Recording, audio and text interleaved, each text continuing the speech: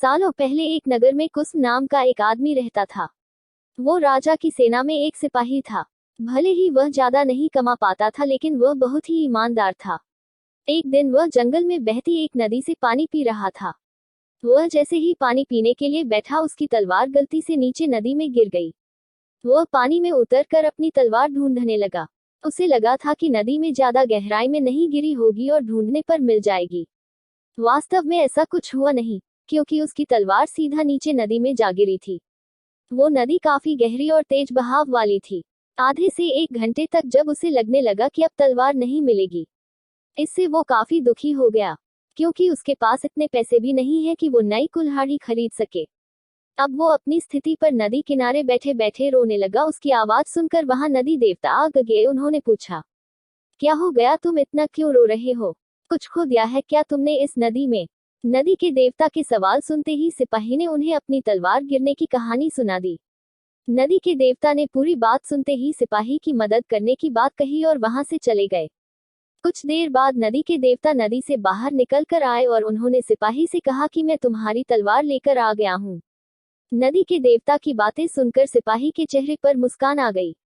तभी सिपाही ने देखा कि नदी के देवता ने अपने हाथों में सुनहरी रंग की तलवार ले रखी है। दुखी मन से सिपाही ने कहा, यह सुनहरी रंग तलवार मेरी तो बिल्कुल भी नहीं है। यह सोने की तलवार जरूर किसी अमीर इंसान की होगी। सिपाही की बात सुनकर नदी के देवता दोबारा से गायब हो गए। कुछ देर बाद नदी के देवता दोबारा नदी से बाहर निकले।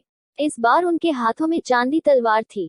उस तलवार को देखकर भी सिपाही को खुशी नहीं हुई। उसने कहा कि ये भी मेरी तलवार नहीं है, ये किसी दूसरे इंसान की तलवार होगी। आप उसी को ये तलवार दे दीजिएगा, मुझे तो अपनी ही तलवार चाहिए। की बात सुनकर नदी के देवता फिर वहां से चले गए। पानी में गए भगवान इस बार काफी देर बाद बाहर आए। अब देवता को देखते ही सिपाही के चेहरे पर बड़ी सी मुस्कान थी। उसने नदी के देव से कहा कि इस बार आपके हाथ में लोहे की तलवार है और लग रहा है कि ये मेरी ही तलवार है। आप ये तलवार मुझे दे दीजिए और दूसरी तलवारों को उनके असली मालिक तक पहुंचा दीजिए। रे की इतनी ईमानदारी और निष्पाप मन को देखकर नदी के देवता को काफी अच्छा लगा। उन्होंने सिपाही से कहा कि तुम्हारे मन में बिल्कुल भी लालच नहीं है। तुम्हारी जगह कोई और होता तो सोने की तलवार झट से ले लेता, लेकिन तुमने ऐसा बिल्कुल भी नहीं किया। चांदी की तलवार को भी तुमने लेने से इनकार कर दिया। तुम्हें सिर्फ अपनी लोहे की ही तलवार चाहिए थी। तुम्हारे इतने पवित्र और सच्चे मन से मैं काफी प्रभावित हूँ। मैं तुम्हें उपहार में सोने और चांदी दोनों की ही तलवार देना चाहता हूँ। तुम अपनी लोहे की तलवार के साथ इन्हें भी अपने पास अपनी ईमानदारी के तोहफे के तौर पर रख लो। कहानी से सीख, ईमानदारी से बड़ी दौलत इस दुनिया में कुछ नहीं है।